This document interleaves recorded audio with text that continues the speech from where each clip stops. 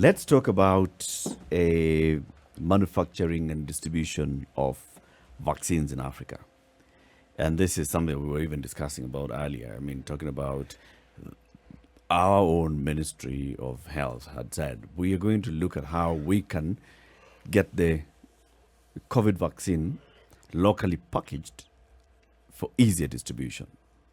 And this is to happen in 2022. And we're in 2022. So this year. Okay. But then there's also been this whole conversation about, so we've got the vaccines, the COVID vaccine. The other parts of the world have been saying, release the patent so that we can then also just manufacture this and distribute it so that more and more people can get access to the COVID vaccine. So that's the conversation we want to have. And we are joined by Professor Amos Njuguna. Professor Amos Njuguna is a professor of finance. He's also the dean in the School of Graduate Studies and Research and Extension at USIU Africa. Prof, Happy New Year. Good to have you on the show. Happy New Year to you. How are you? Very well, thank you, Prof.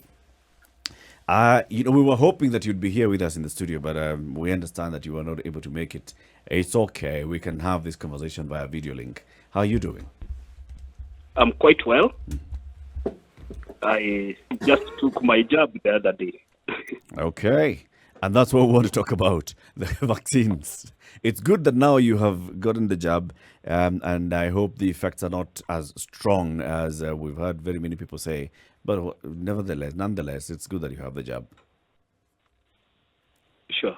The conversation globally has been on this issue of vaccine access.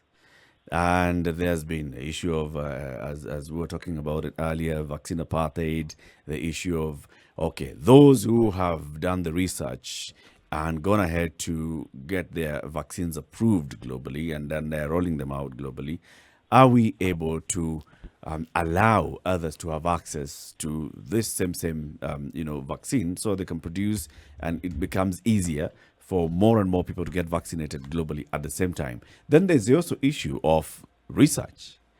Do African countries have the capacity to actually go ahead, research and produce vaccines on the continent? Let's start with that. Do you have the capacity, Prof? Yeah, thank you very much for the question.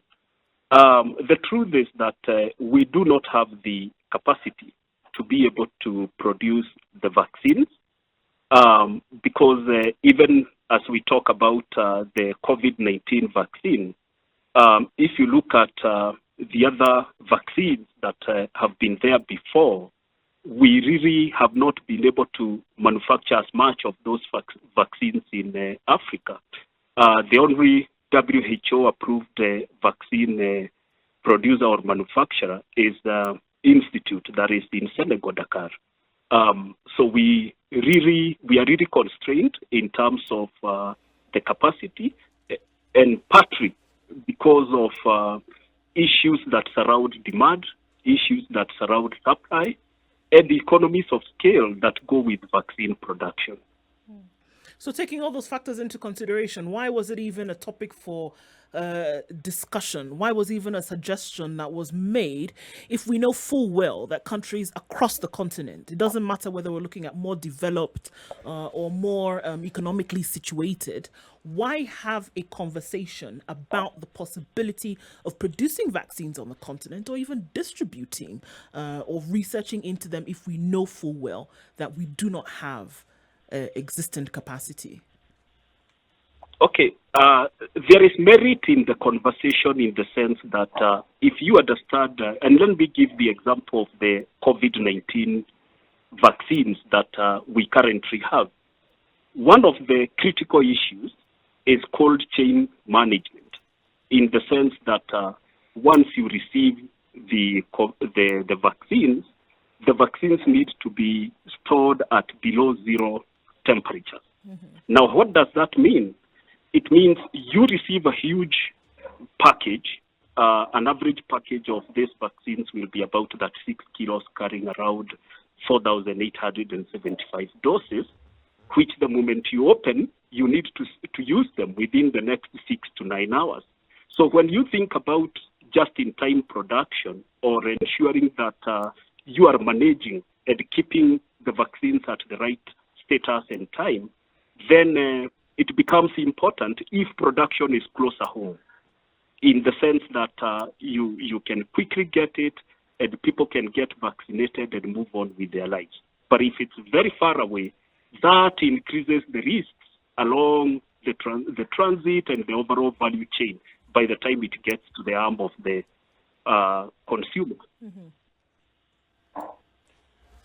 Professor, when you say we have no capacity, I actually don't understand what you really mean. I mean, you've explained it, but when I say I don't understand it, what I don't understand is this. Is it that when you talk about capacity, that we are incapable of growing the capacity to the point where we can meet the master of what is required to actually be vaccine producers? And if so, what is it that countries like Egypt, Morocco, South Africa, who actually do produce vaccines, because there are actually 5 countries on this continent to do so, what is it that they have done that other countries in Africa cannot do to be able to have the capacity to do what they are doing currently with regards to vaccine production? There are 2 issues here, in my view, yes, which involve the connection between the market and the production. So the question is, at the point of production, who is consuming this product that is taking it's quite expensive to produce in terms of infrastructure, in terms of technical capacity, and in terms of the requirement to produce en masse, which means that you're supposed to produce as much for you to be able to take advantage of economies of scale. 2, and looking at least the COVID-19 is generating demand for the vaccines. But look at other vaccines, for example. Countries like Brazil are able to have a population of, say, 200 million. A cohort of birth is going for about 3 million individuals who need these vaccines. But then, where are we in terms of the production capacities, the technology that is required, the cost of production? And so, global production value chains have moved toward harmonizing and having general production at one point so that there is concentration that ensures that production of that vaccine is produced at a minimal cost, which then gets to the masses. But so it's an issue of cost-benefit analysis here. I'm glad you brought that up. But if you are looking at the labor market that can most optimally produce vaccines, and you look at Latin America, I would say they are very fertile ground for technology transfer and for just simple issues of production, because the cost of production in Brazil or in Mexico or even in the Philippines, which is some distance off, would be infinitely cheaper than it would be in the US.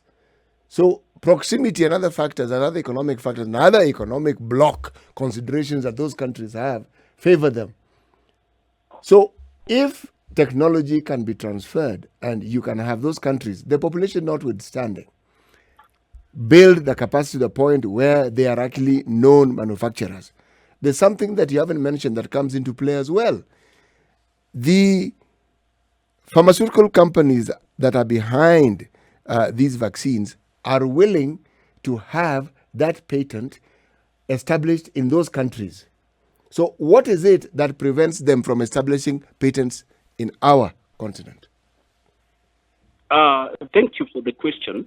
2 things. The first one is the sense of competitive advantage. Because competitive advantage would mean that let us produce on scale to be able, if you have greater competitive advantage to produce, why should I duplicate? If, for example, Kenya can produce the vaccine and they have the competitive advantage, then Uganda doesn't have to produce, for example, then the production in Kenya can be used, which will lower the cost of production and all that. The second issue is what you've mentioned about us having the transfer, capability transfer, the technology transfer, resource transfer, which works. But then what happens with the cost of production? If you are able to transfer that capacity and they eventually end up getting lower cost of production and quick absorption in the market, the better. Two, you've also talked about the issue of this vaccine being produced in other countries. There are elements of intellectual property rights. So if these intellectual property rights are transferred, and there are a whole issues of regulations that surround the production and use when you do the franchise. So the whole idea, is it easier to outsource production or to outsource distribution?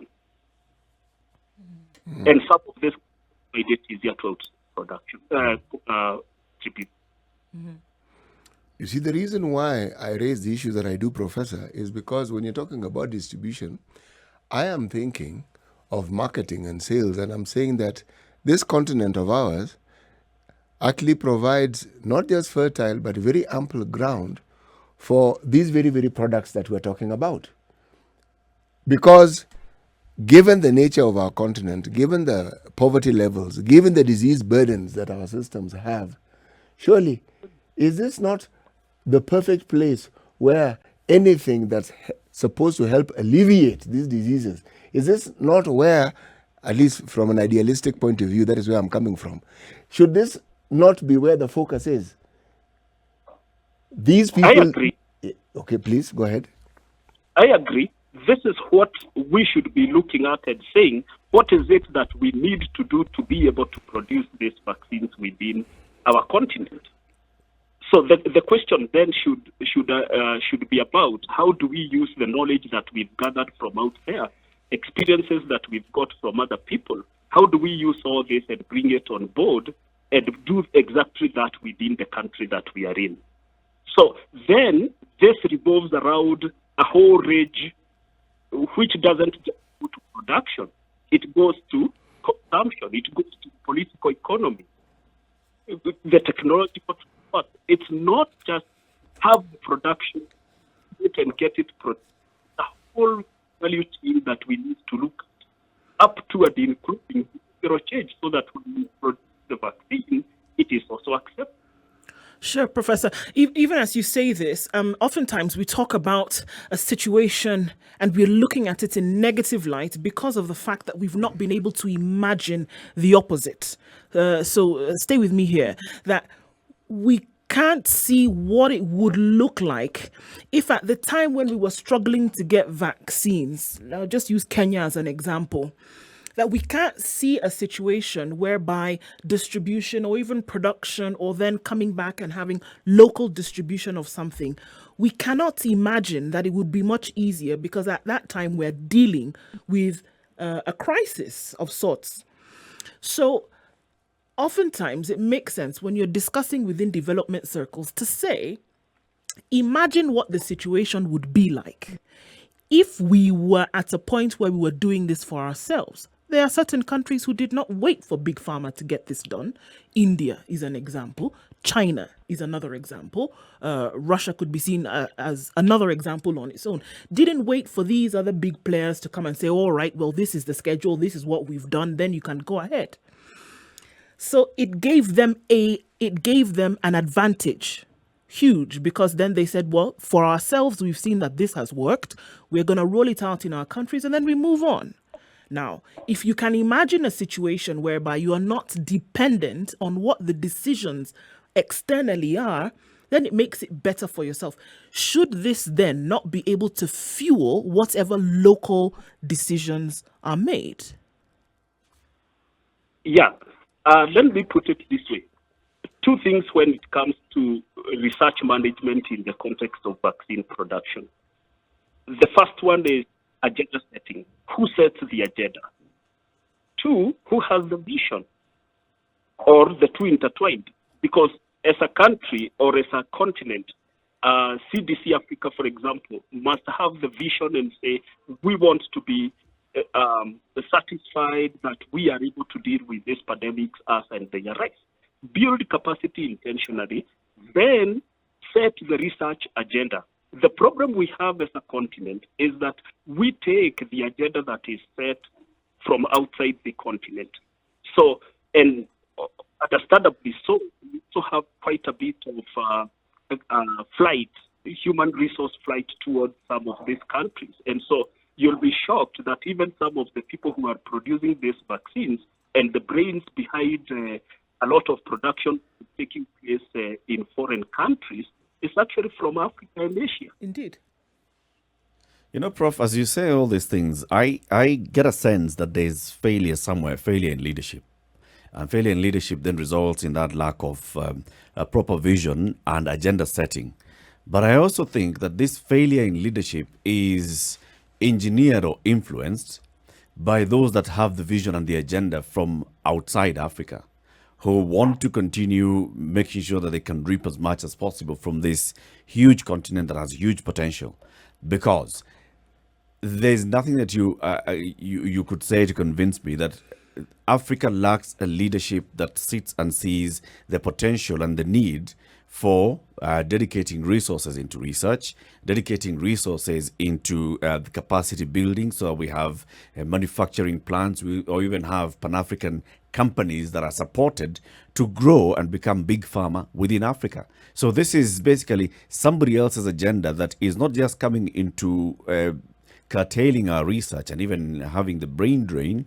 It is somebody else's agenda that comes and influences the leadership and corrupts the leadership, so the leadership does not start coming up with a vision on the agenda. Yeah, I wouldn't want to delve directly into that because I don't have any specific evidence to link it.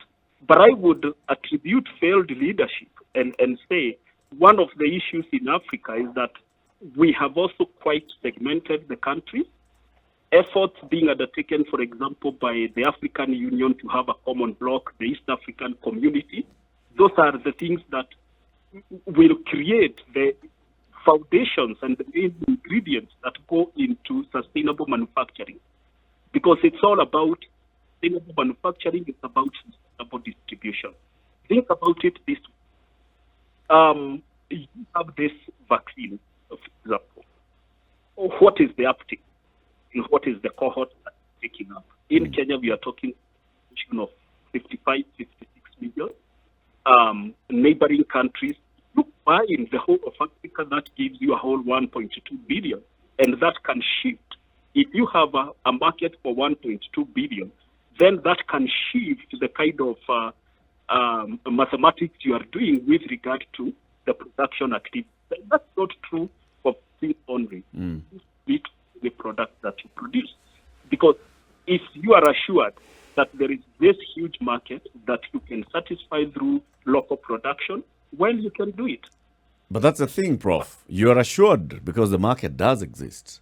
If you look at Africa, and what you've just said, there's a consumer market of 1 billion people, yet we don't have big pharma that is African. We don't have a big vehicle manufacturing that is African. We don't have big plant engineering firms that are African, that are producing equipment and selling within Africa. So where is the gap? It's not for lack of assurance or lack of seeing the market. I think we still go back to visioning and agenda setting. That what's the vision for the continent and who is holding this vision? And then two, who is setting the agenda for which this continent is running?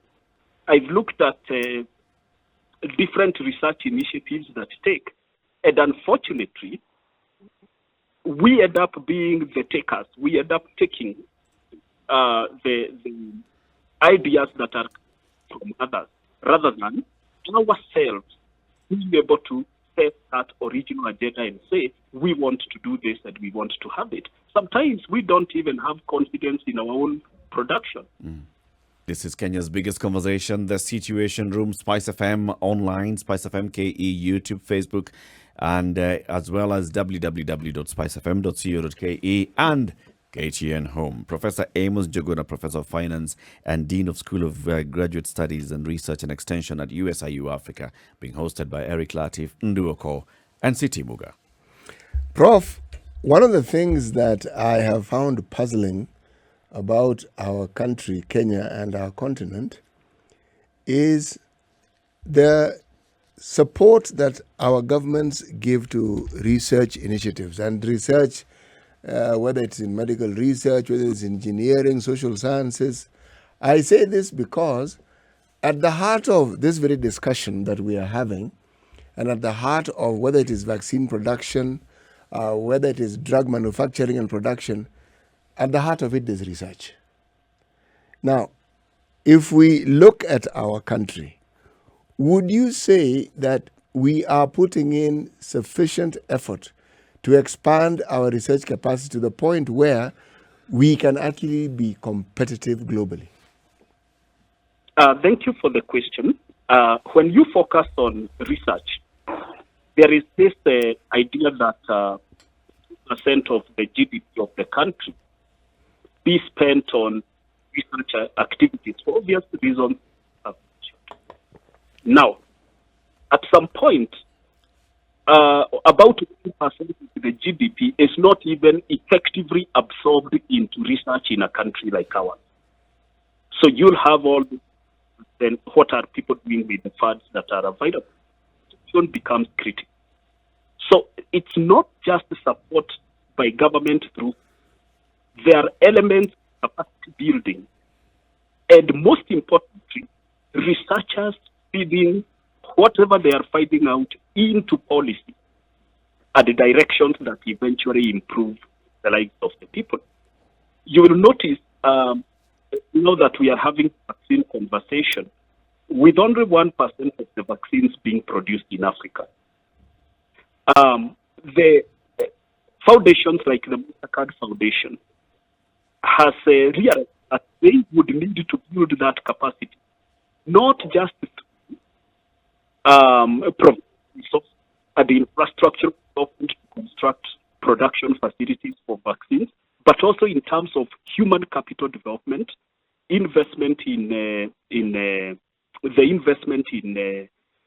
technology, and all the aspects of transfer of resources and knowledge that then involves the production of vaccines. And then also, most importantly, getting people to accept the product and use it. Because at the end of it, hesitancy is also a factor. It's true. Prof, the university that you work at, let me ask maybe a more specific question. How much emphasis do you give to research? Let me put it this: we use not less than of our annual budget in terms of research grants that we raise from outside, also from the university to do research. In the last 1 year, a research portfolio is close to $6 billion. That's about 600 million, about, in terms of the research portfolio. But that's not even the most important aspect. The most important aspect is how does this research feed into the policy and the implications and meaning out of it. In our School of Pharmacy and Health, for example, where we are talking about all this, our direction is towards industrial production and pharmaceutical production, and that's what the school is really gearing towards. It's interesting that you say that because, oftentimes we ask questions and about who forms policy and then who is part of the conversation. And, you earlier said that it's a good thing that at least the conversation is happening, which is important. But then when it then goes into the formation of policy and then going beyond that implementation, then for a national stance on something. Now, as you talk about, this research happening at an institutional level, where then do you plug in to the national conversation or even to the corporate conversation that is then taking place onto some sort of action? Because I think we've realized that everything left on the shoulders of government in many a situation then is something that doesn't quite come out, for the sake of being extremely polite. Now, how then are we saying institutions, USIU, other research institutions, whether it is institutions such as KEMRI and others, sitting at the table, what conversations are currently taking place, as opposed to institutions operating in silos, whereas we have then a duplicity of effort. So what conversations are currently happening as concerns this? Because it would be COVID today and something else tomorrow, then that requires this corporate effort to then get something done. Thank you. As an institution, one of the things we've done is to be the liberatory agenda. And one thing I'll talk to you very briefly about a network that I chair because it's hosted in this institution called the Network of Impact Evaluation Researchers in Africa. And what we do is to intentionally focus on, we call it decision-focused research, where we begin with what is the sense, what sense does the research make? If it is in terms of distribution, who will use this research and for what purpose? Then we come backwards, and then that informs our own research methodologies. And you've talked about working in silos. In the network, for example, we've got over 30 researchers drawn from East Africa who we work together to be sure that whatever we are doing is informing. We are not just doing research for the sake of research. Currently, there are a lot of initiatives going on, having numerous partnerships with public universities, private universities, research institutions like KEMRI, and many others with a view of pushing towards the same direction, because all of us are not in competition. Mm-hmm. I am very optimistic that in the next few years you will see many of these silos intentionally broken. Mm-hmm. We are working a lot together, much more than it was before, but we are not yet there. Sure. Is there a recognition, though? Because at the end of the day, whichever way we choose to look at it, when we're looking at something as sensitive as this, but then as important as this on a national scale, the person or the body that will take it towards the implementation stage is government, right? So is there a recognition on the side of government that all these things that you're talking about that are happening, and then there is a reception then of all this research, of all this information, of all this data then being generated? Is there a recognition and a receipt of the same on the side of government? Even though you may be working together, we're saying, look, all of this work that has been done, now we are collating it and saying, this then is the next step. This is where more funding ought to be applied. This is what decision has to be made. Because I really do feel when you make a decision like this about something like vaccinations, for example, everybody's doing the work. But if it's not picked up and then delivered by the body which is responsible for it, then unfortunately, it makes it look like it's a lot of dead in the water work. Yes, there are two things that we are advocating and doing. The first one is not to consider government as some an entity that is out there just waiting for research to be produced for consumption. Mm-hmm. But rather we are going to them and say, hold on, this is the Ministry of Health, this is the Ministry of Agriculture. What are your priorities? Mm-hmm. What kind budget that have you allocated this towards this priority? Then academicians and research plug in to what government is doing. So government then, and the bureaucrats, both at the, we use both top-down and bottom-up approaches, where you are able to work with individuals at low level, and you are also able to work with individuals at higher level.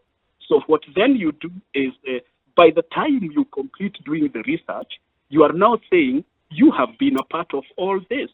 So the traditional way of doing it and then coming to government is what now we are doing away with, but using government intentionally for co-creation of research activities. So if that co-creation happens, then the end product is and it heads to inform policy. But and I have I hear you, Prof. And indeed, if you walk into government, you'll find various, at ministry level, you'll find people who are very good at research, who have grown up the ranks in research. You'll find various research institutions in government. We have CalRO, we have ILRI, we have KEMRI. We even have a vaccine production facility, for example, for veterinary, Kevevapi. But if you look overall, when you say there's a co-creation with government, I could just, hazard a risk here and say that government plays a role of endorsing the research that is taking place, of saying yes, we are aware that this is taking place. We facilitate you in terms of the permits that you need to conduct your research. But how much money goes into it? If you look at all the research institutions that we have, all the research bodies and various, even at academia, a lot of this is foreign funded. There's a lot of foreign funding for research taking place in the country. And even if we talk about co-creation, the government is only playing a facilitative role. It does not actually have a say with the money. Am I right? Yeah, let me first put things into perspective. We also have the National Research Fund, for example, here in Kenya, that actually funds research. And they say they do call for papers or proposals, and people really apply. And it's one of the most it's actually one of the most prestigious awards, to say, for a scholar here in Kenya to win an NRF research grant. So from that front, I know that the National Research Fund is available, but then they also encourage cooperation, so that if I'm able to raise external research grants from organizations outside the country, that is still welcome to be able to improve the overall research production. So, and we are talking about moving conversations here, because we are coming from a space where traditionally, everyone said, the university will do their own research and have it on the shelf. Granted. Now we come back and say, okay, what is it that we need to do to translate this research into action? And one of the things we are doing and advocating in the network I mentioned to you about is coming out and saying, we have all these research findings. Even before we do additional research, how can we translate this research that has already been done into action? What does that mean in terms of budgeting? What does that mean in terms of human resources? What does that mean in terms of the physical infrastructure and the atmosphere in readiness for implementation? Again, it's a debate, public, private, but it's catching up. In fact, in one of the sessions I attended last year,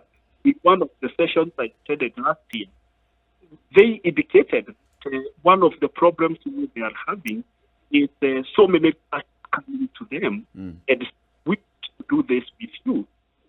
And now they are saying, are you from the other one? And so we are saying, if different organizations come together and push towards the same direction and provide government with one way of working, we are now finding atmosphere for implementation.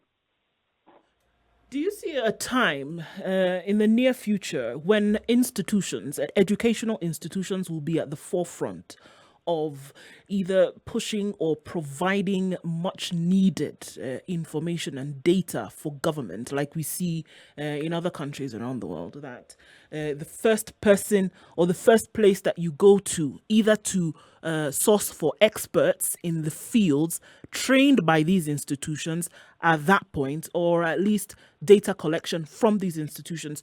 Do you see educational institutions in the country right now playing a very near future role in these areas? Yes, actually, I would say we are already getting there. As we speak, I know initiatives even at University of Nairobi that are working towards industry provision. Even as we are huge on corporate, because we work together with different organizations and they say, this is what we need. And then we co-create solutions with them. So we are already getting there, because any academic institution that aspires to be a research institution will only get value the moment they deepen the relationship with industry and the moment they deepen the relationship with government. So I'm very optimistic from where I sit that we are almost getting there. Our universities are really getting to almost every university's strategic plan you look at. They are saying we want to deepen more engagement with industry. We want to deepen more engagement with government. So I believe that these efforts will keep narrowing the gap, and we might get there a decade or so to come. Let's talk about, like, for example, case studies. From USIU Africa's perspective, how many of your researchers are currently able to tap into the National Research Fund, and they're running maybe some research projects? And are you also, as the Dean, are you able to reach out to industry and see industry supporting just by chipping in with whatever kind of support on research? Thank you for the question. And I can, top of my head, I can mention like 4 researchers who are already working on an NRF grant. There's one who is working on agriculture and smart devices for climate detection. You know, they are detecting pests and diseases. Another one working on agribusiness, and is still funded by the National Research Fund. I can mention like 4 or 5 top of head. In terms of the industry and what we do, I can tell you that I can mention for you 2 banks. I won't mention names, that we work directly with each to be able to create different and get results there. As a university, we are supporting other organizations, other academic institutions to be able to go online. We are working on supporting and strengthening the capacity of other higher education institutions within the region. So yes, we do have quite a bit of connection with industry. We have numerous MOUs that have been signed with different industries for use for different purposes. What is certain, Professor, is that a lot of strides have been made in the field of research, and that our universities have clearly taken that forward step of ensuring that research is at the heart of the business that they do. However, when research is at the heart of what you do, the results are obvious. If you look at government institutions that are involved in research, and my colleague Eric just listed quite a number of them, one of the things that you find is that a lot of the findings and a lot of the things that they do are in collaboration with other people outside the country. But in-country research plays a very, very important role. I mean, many Kenyans don't even know that a lot of the research that went into the vaccine production, from the safety stage to the point where now it's actually licensed, that a lot of that research even took place in Kenya. Most people don't even know that. Now, where the problem arises, again, and this is where now public government institutions come in, is the point at which we accept to participate in these important milestone processes, how well we are placed to negotiate so that not just the research findings, but everything that comes about as a result of our participation is of direct benefit to us. A case in point is Israel. They also had the same situation where research around COVID was conducted in the country, but they negotiated differently. South Africa negotiated differently. So when the vaccines came out and they were rolled out, they were able to benefit from directly. So even as we speak of expanding our research capacity, our capacity and ability to negotiate so that the roles that we play translate directly into benefits for us. Do you think it's something that we need to improve on? Yes, I like what you say, because it's something we are currently working on. In fact, we are working on a paper that's looking at equity and from the perspective of researchers in the global north, equity from the perspective of researchers in the global south. First, there is merit in collaboration because of what we talked earlier during the program, capacity transfer. How do we learn from these guys? How do these guys learn from us? And what can we exchange for us to be able to get in place? So there is merit in collaboration for sure. Where the merit, of course, in the process of that strategic partnership, some partners might be wanting to play around with others to mean that the one who is holding the long end of the stick, for example, the global north is funding, the researchers in the global south are helping up with a few things. So granted, all these problems have been there.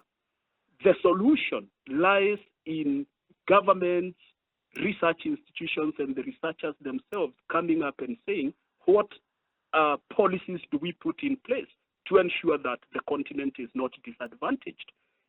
For example, I'm aware that at the National Commission for Science, Technology and Innovation, right here in Nairobi, Nakosti, has a very elaborate material transfer policy. Meaning, if research is undertaken from here, what then and what proportion of that research, the advantages of it or the benefits that comes from it, to what extent should the Kenyans benefit? So it's about tightening the policies and ensuring that we do have appropriate safeguards to ensure that our intellectual property is not just being used by others. But you are right. I've attended conferences and someone is presenting a paper about Nairobi and demonstrating it as if they live there. But I live there, and some of the things being presented, sometimes I agree, sometimes I don't agree. It's the way it is. Thank you very much, Prof, for joining us today and for having this discussion with us. We hope to have you again soon, this time in the studio. Thank you very much. Really appreciative to be here and to have this discourse with fellow Kenyans, because it's a real issue with regard to ensuring research productivity, because at the end of it, our research productivity and management efforts must be geared towards improving the lives of the people that we are with in this country. I keep saying it's only until we as academicians translate the knowledge into practice that our country will be able to move forward.